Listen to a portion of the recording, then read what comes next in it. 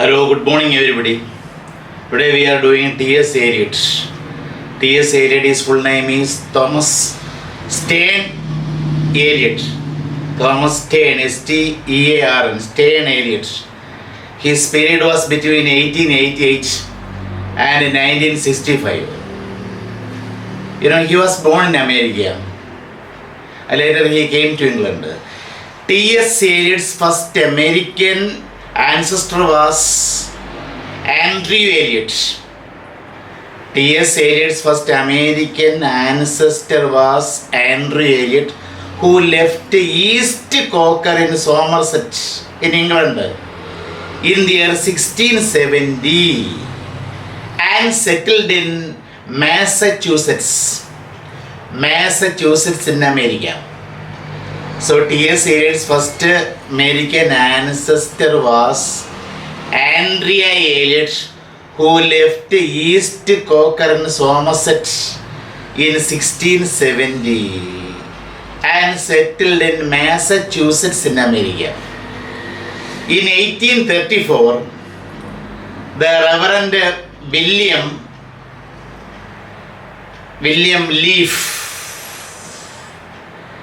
Reverend William Greenleaf. His full name is William Greenleaf. The Reverend William Greenleaf moved to settle. He moved to settle in St. Louis in Missouri. St. Louis. So the Reverend in the family tree, Reverend William Greenleaf was one of the descendants, and he moved to St. Louis, where he became a leading citizen. There. Reverend William Greenleaf's second son, Henry Ware Eliot. William Greenleaf Eliot's second son, Henry Ware Eliot, graduated from Washington University in the year 1863 and went into business. After receiving his graduation, after getting his graduation from the Washington University, Henry Ware Eliot entered into business at St. Louis. He married Charlotte Stearns, who came from another New England family. She came from another New England family in America. New England is the northeastern region of the USA, comprising the area is very large. New England area is very large, the region is very large, and it comprises the states of Maine, Vermont, New Hampshire, Massachusetts, Connecticut, and Rhode Island. So these are the states in New England. And Henry Ware Eliot's wife, Charlotte Stearns, came from New England family. Their seventh and youngest child, Thomas Stearns Eliot. Their seventh and youngest son, Thomas Stearne Eliot, T.S. Eliot, was born on September 26th, 1888.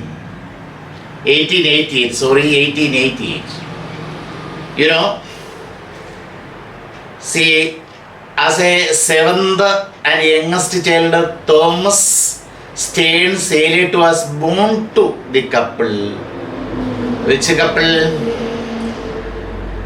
Charlotte Stearns and Henry Ware Eliot on September 26, 1888. In the year 1897, Henry Ware Eliot built a summer home for the family at Gloucester. Here Eliot had to spend his summer vacations for the rest of his boyhood. T.S.ELIOT had to spend his summer days at the summer house built by his father Henry Ware Eliot at Gloucester. T.S.ELIOT received his early education at Smith Academy, St. Louis, founded by his grandfather. Smith Academy was founded or established by his grandfather. Eliot's earliest poetry and prose were published in the Smith Academy Recorder. Smith Academy Recorder was the name of the school magazine. Eliot's earliest poetry and prose were published in which magazine? Smith Academy Recorder, the school magazine. In 1905, Eliot left St. Louis for Massachusetts and spent a year at Milton Academy. He spent for almost a year at Milton Academy, and in 1906, the next year, 1906, he entered Harvard University. Harvard University, to which he belonged as a student, postgraduate, and assistant studying philosophy until 1940. He was a student at various levels at the Harvard University until 1940. At Harvard, Eliot pursued his studies in Greek and Latin.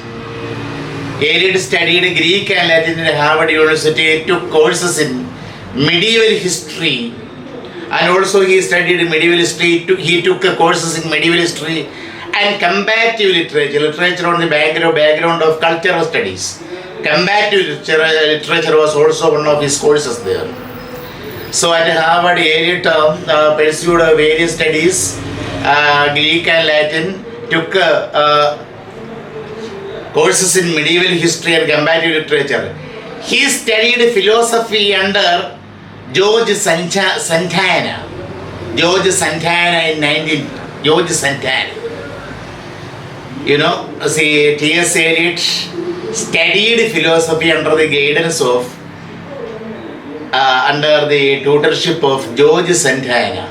In 1910, in the year 1910, Eliot read a Divine Comedy, Dante's Divine Comedy, and its influence, and the influence of the Bhagavad Gita, Bhagavad Gita was lasting in him, was actually long lasting in T.S.ELIOT.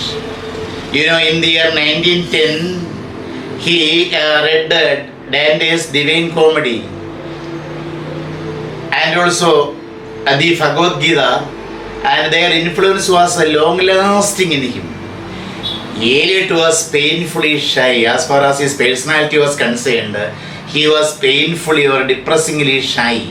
He made deliberate efforts to overcome his shyness by plunging into social life, attending parties, deliberately attending parties, and even by taking boxing lessons. He also participated in boxing lessons in order to make him strong and to escape shyness.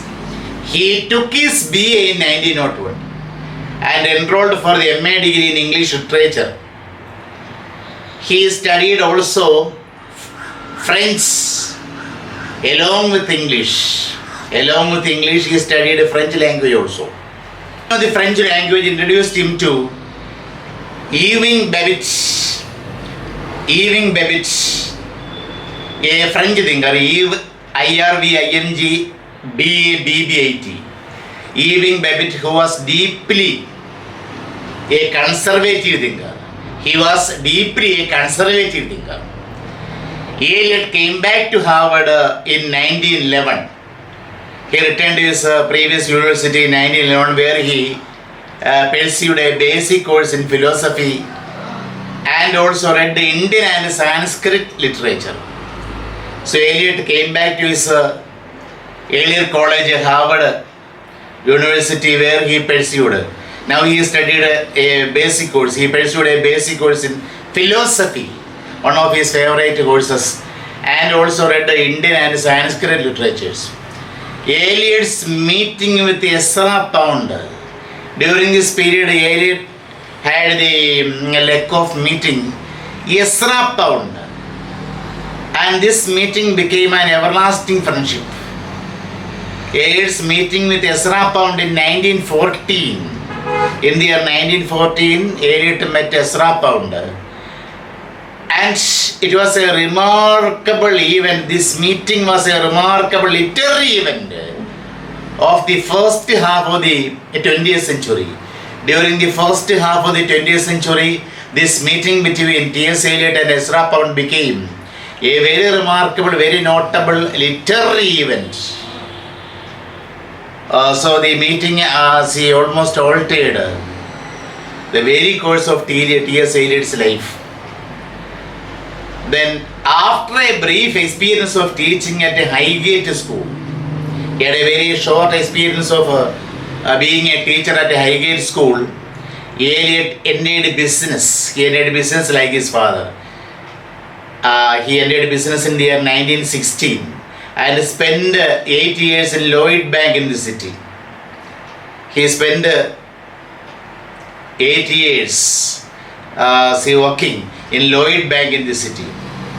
He was also the assistant editor of the Egoist.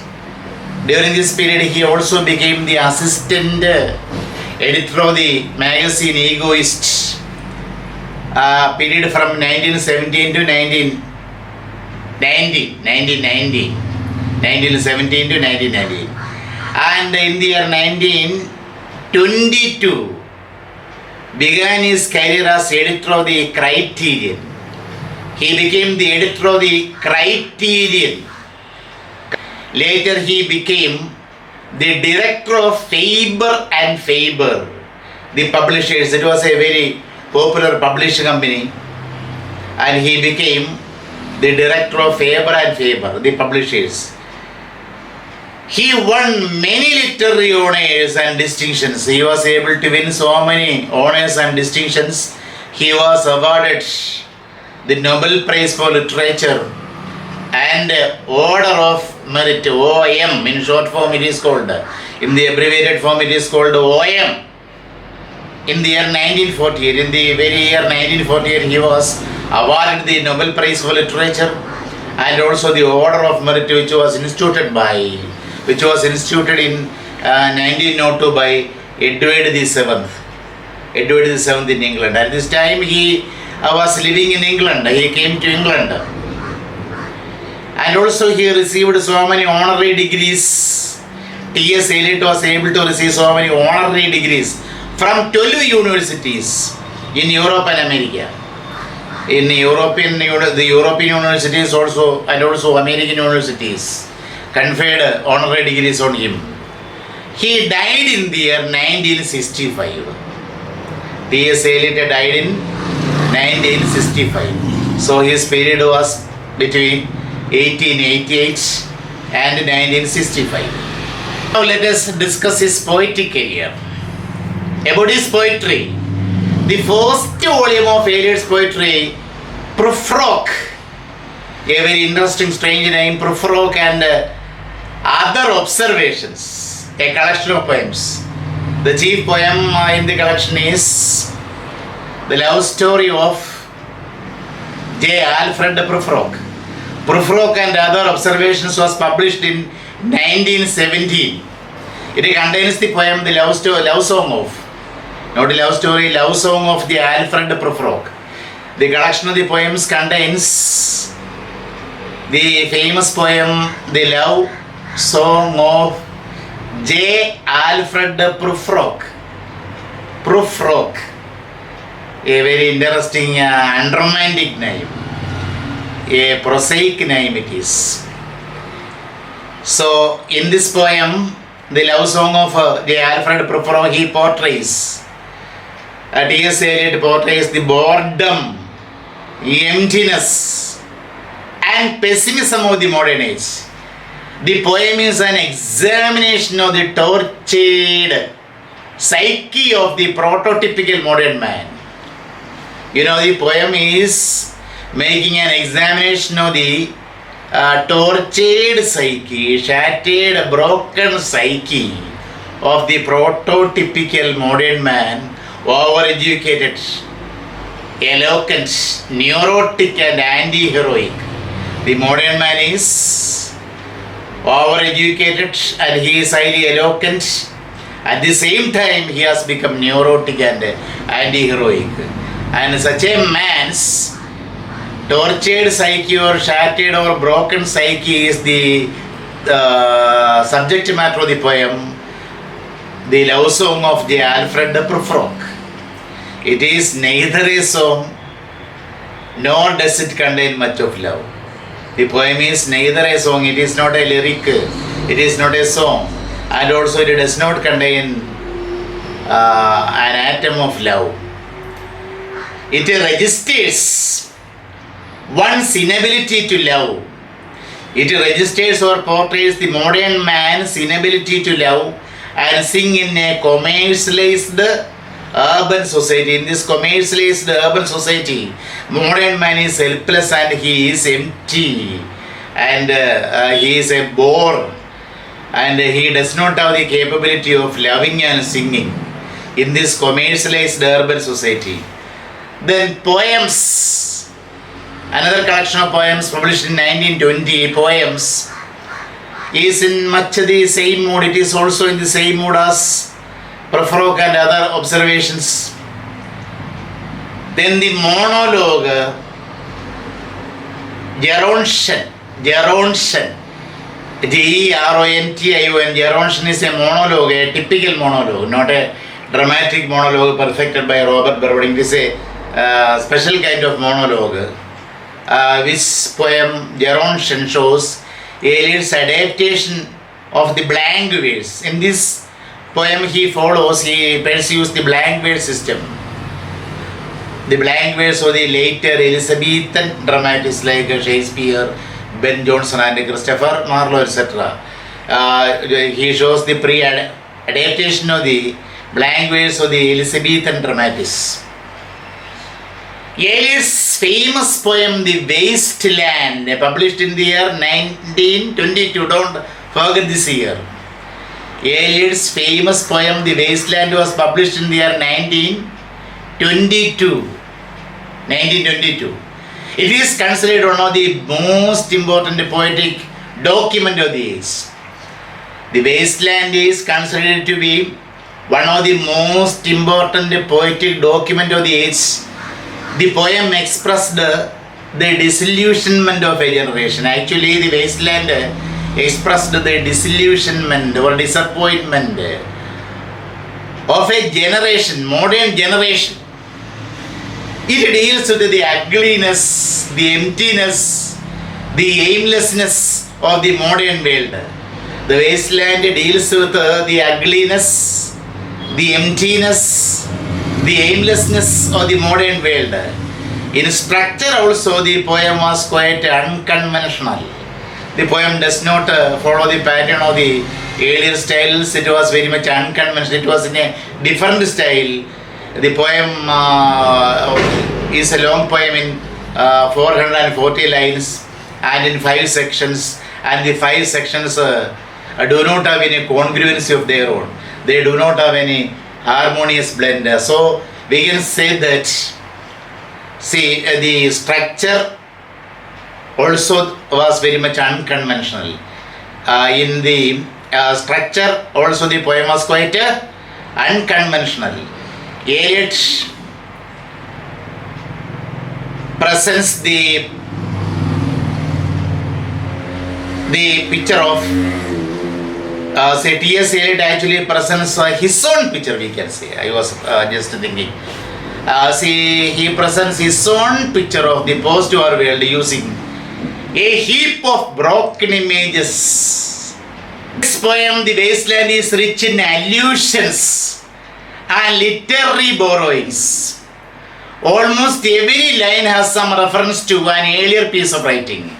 The speciality or peculiarity of the modernist poem Wasteland is that almost every line has some reference to an earlier piece of writing by some other authors. Though it has 440 lines with 5 sections, Ezra Pound described it as the longest poem in English. Even though it has only 440 lines and 5 sections, Ezra Pound, his friend and his guide, described it as the longest poem in English. According to Ezra Pound, The Wasteland is the longest poem in English. There are two books to which Eliot refers to very often in the poem. See, when we examine the Wasteland, when we study the Wasteland, we can see that there are two books to which Eliot refers to very often in the poem. One is Sir James Fraser's The Golden Bough. The Golden Bough, what is it? It is a collection of legends and stories involving fertility gods and vegetation rituals. James Fraser's The Golden Bough is a collection of legends and stories involving fertility gods and vegetation, cultivation, vegetation, or related to plants, vegetation rituals.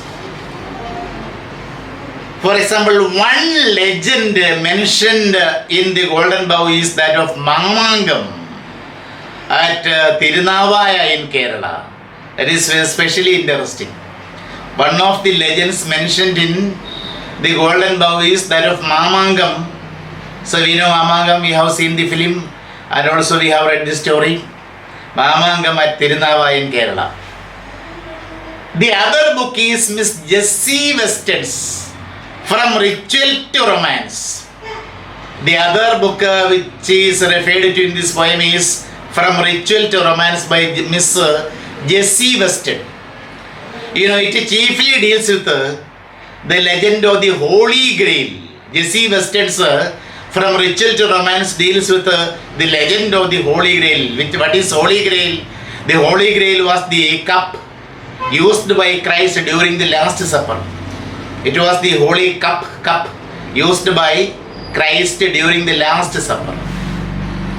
The poem has a protagonist. The Wasteland has a protagonist called Tiresias. T-R-E-S-I-A-S, Tiresias. He is a speaker in the poem. Greek mythology presents Tiresias as a blind prophet. According to Greek mythology, Tiresias is a blind prophet, blessed with the eternal life. He is blessed with immortality. He is blessed with eternal life means he doesn't have a death. He is blessed with eternal life or immortality. And also for 80 years, Tiresias had been a woman because of a curse. So he is bisexual. For 80 years, Tiresias had been a woman because of a curse. Thus, Eliot uses him as a symbol of the whole human race for representing both the sexes, both female and male. He uses Tiresias as the symbol. Thus, Eliot uses him as a symbol of the whole human race. He stands for both the sexes as well as for the past, present and the future, because he doesn't have death. He is immortal. He is having eternal life. So he is also a symbol of the past, the present and the future. Examine the sea in the place of action scene of the poem in the wasteland. The scene of the poem is the wasteland of the myths. It can be so. It is also Ezekiel's, the biblical person Ezekiel's valley of dry bones.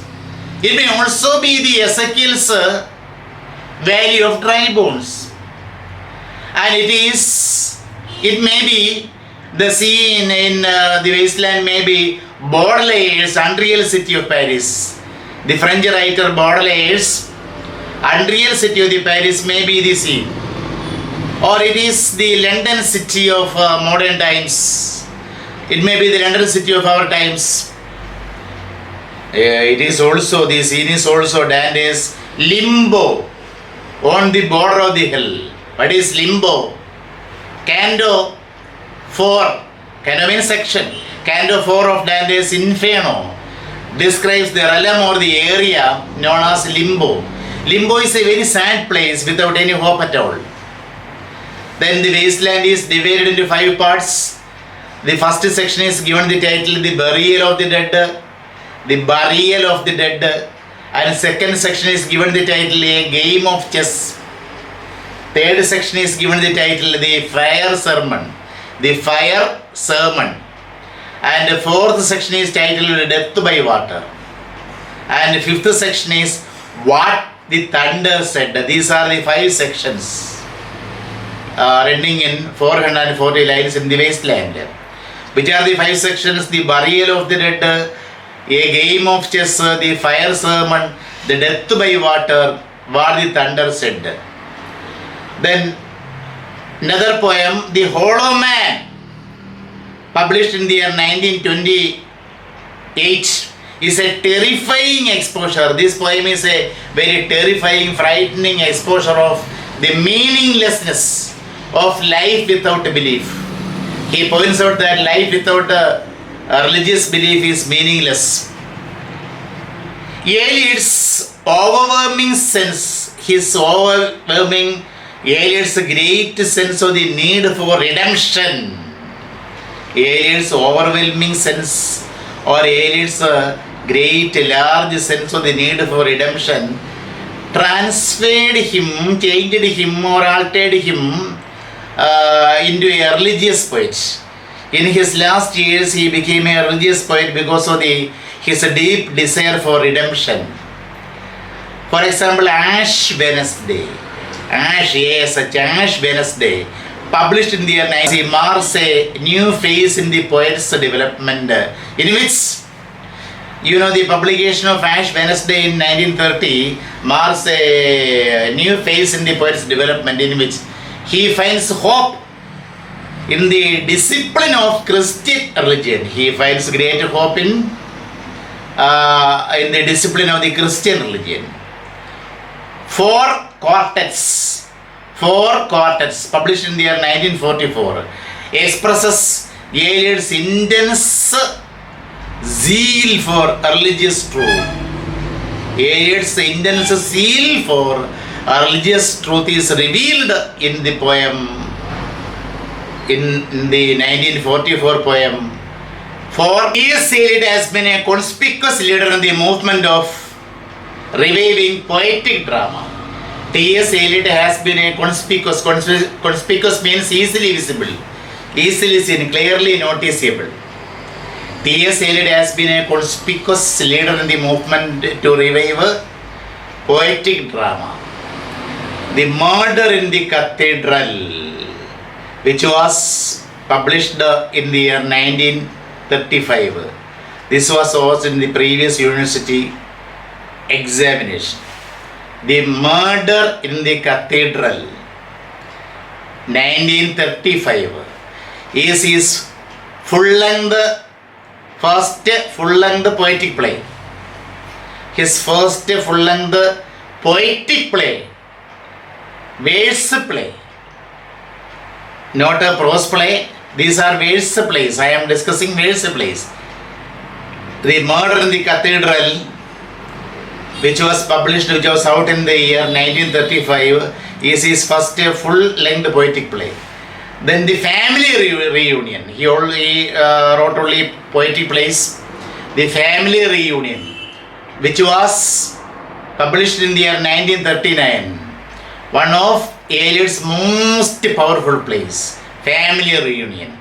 It is a drama of contemporary people speaking contemporary language. Then other plays are The Cocktail Party, published in the year 1950. The Confidential Clerk, published in the year 1953. The Elder Statesman, 1958. These are his other plays. Before concluding this section, I have to mention some of his prose works. I have to describe some of his prose works. The Sacred Wood, Selected Essays, 1917, 1932. Selected Essays, 1917, 1932. The use of poetry and the use of criticism after strange gods, essays ancient and modern. Essays ancient and modern. The idea of Christian society. The idea of Christian society. Notes towards a definition of culture. Notes towards a definition of culture. Selected prose on poetry and prose. Selected prose on poetry and prose. Knowledge and experience in the philosophy of F.H. Bradley, etc. are his famous prose works. Most of these are essays. Intellectual type of essays. So this is about T.S.Eliot. Study all these things quite well. And if you have liked this video, please like and subscribe to my videos.